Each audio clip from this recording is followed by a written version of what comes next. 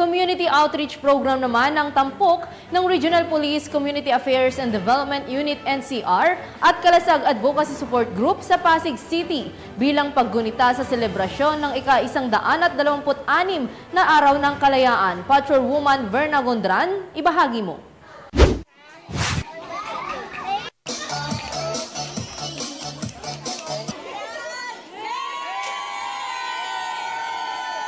Sa pagdiriwang ng ika-126 na Araw ng Kalayaan ng Pilipinas, isang matagumpay na community outreach program ang isinagawa ng Regional Police Community Affairs and Development Unit, National Capital Region o RPCADO NCR, katuwang ang Pasig City Police Station at Kalasag Advocacy Support Group nitong June 12, 2024 sa Barangay Pinagbuhatan, Pasig City.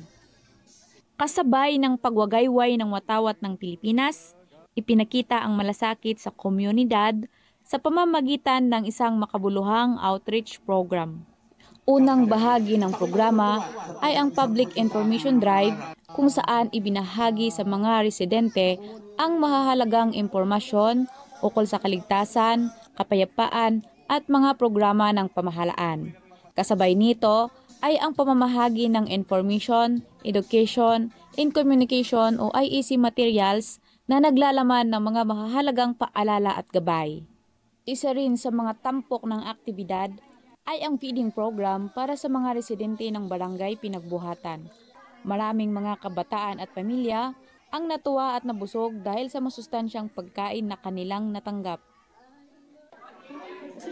Ang Kalasag po ay isa pong katuwang at kaagapay ng mga kapulisan. Handa pong tumulong ang isang mga Kalasag sa mga government para sa peace and order ng isang mamamayan. Marami po kaming advokasya para din po sa mga ng mga kapulisan. Tulad ng mga checkpoint, marshal. Yan din po yung mga sa tree planting sumasama din pati kami. Lahat po na para maitulong namin sa mga kapulisan o sa mga government, handa pong tumulong ang Kalasag. Nagpapasalamat po kami dahil andyan po kami lagi kayo nakasuporta para sa Kalasag. Ang Kalasag po handa din magbigay ng anumang libreng serbisyo para sa inyo ng mga kapulisan. Maraming salamat po sa inyo. Bukod dito, nagbigay kasiyahan din ang RPCADO NCR dance team sa pamamagitan ng isang masiglang dance intermission. Ang kanilang mga talento ay nagbigay aliw at inspirasyon sa lahat ng dumalo. In relation to the celebration of the 126th Independence Day, the RPCADO NCR conducted outreach program and we were able to mobilize the Kalasag Advocacy Support Group. Maraming salamat po sa inyong lahat. Thank you. Nagpapasalamat po ako sa mga pulis at sa Kalasag po. Dahil po nagpakain po sila ng libreng lugaw. At sobrang saya ko po kasi sobrang galing po sumayaw ng mga pulis.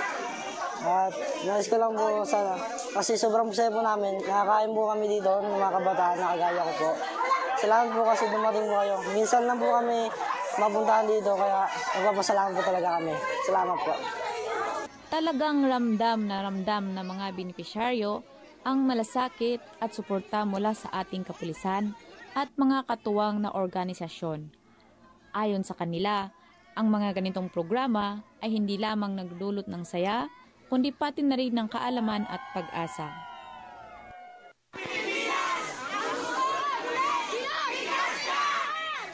Mula dito sa Pasig City, ako ang inyong PNN correspondent, Patrolwoman Verna Gondran, alagad ng batas, tagataguyod ng Balitang Pulis.